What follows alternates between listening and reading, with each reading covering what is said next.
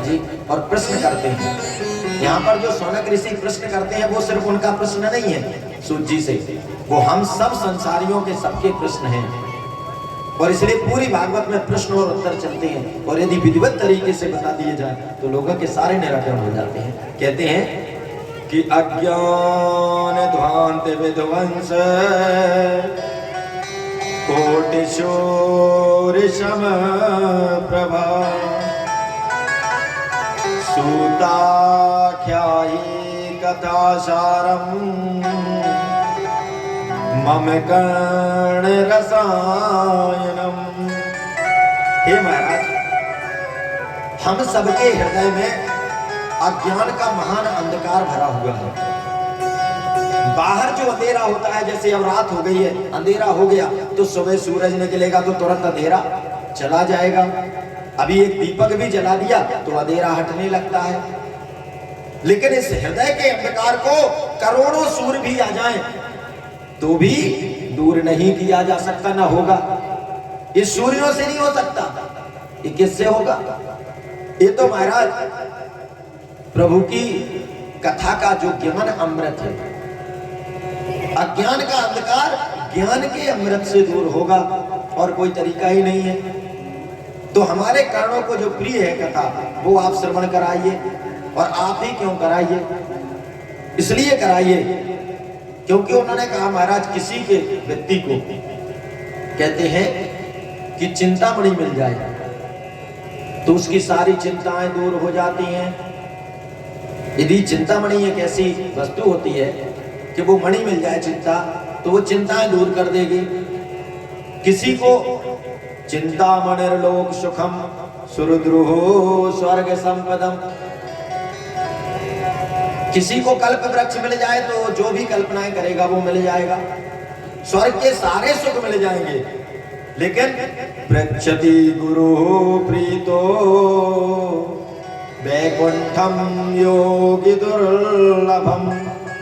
कहते हैं महाराज, लेकिन जिसके ऊपर गुरु की कृपा हो, तो जो बड़े बड़े योगियों को, बड़े बड़े तपस्वियों को जो पद नहीं मिल सकता, जो भगवान की कृपा नहीं मिल सकती, वो सिर्फ गुरु की कृपा से मिल जाएगी। और आपके ऊपर बड़ी गुरु की कृपा है, क्योंकि जो सूत जी महाराज हैं वो गुरु के बहुत प्रिय हैं, और इसलिए आप गुरु के अपने कृपा पात्र हैं, आपके ऊपर गुरु की कृपा है। कहते कि गुरु मेहरबान तो चेला पहलवान। यदि गुरु मेहरबान है तो चेला सारी, क्योंकि गुरु की कृपा बड़ी कृपा होती है। कुछ संत कहते हैं कि श्री गुरुदेव न रूठियो कि रूठ जाए संसार। सिर्फ गुरु जी से कहता है गुरु जी तुम मरना रूठना, चाहे बात पूरा संसार रूठ जाएगा। अर्थात गुरु की कृपा यदि है तो संसार में फिर कुछ भी दुर्लभ नहीं है, वो सब प्राप्त कर सकता है। और आपके ऊपर गुरु की कृपा है तो आप हमें ऐसी सुंदर कथा सुनाइए। सुखदेव जी महाराज ने कहा कि सावधान तया सुनो। बोले ठीक है, आप लोग जब इतनी इच्छा है तो सावधान होकर के सुनिए। महाराज सावधान क्यों कर रहे हैं?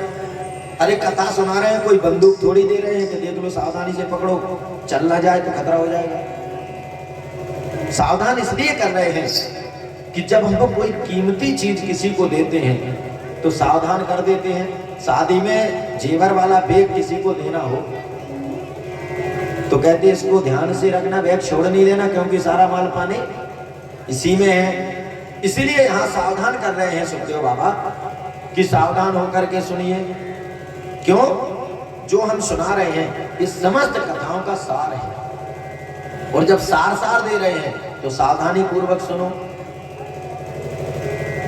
तो कहते हैं कि देखो, इस कलकाल में सुखदेव महाराज ने भागवत संहिता जो प्रकट की है। क्यों? क्योंकि कलकाल की स्थिति क्या है कि काल व्याल मुख ग्रास त्रास निर्णास दिवी श्रीमद् भागवतम शास्त्रम कलौ कीरेण भास्वती। सुतम। सभी लोग जितने संसार में प्राणी हैं सबके सब काल व्याल के मुख में बैठे हुए हैं। सबका काल आने वाला है। और हम लोग प्रायः बोला भी करते हैं कि काल, बोले अब कौन सा दिन आएगा, अगले दिन उसको क्या कहते हैं, काल। शुद्ध भाषा में तो काल ही बोलते हो, कल परिष्कृत भाषा हो गई थोड़ा कि कल आएगा। बाकी सीधी देहाती भाषा में तो बोलते कि काल आएगा। कई लोगों से कहते हैं हम काल मिलेंगे, कहते ना काल।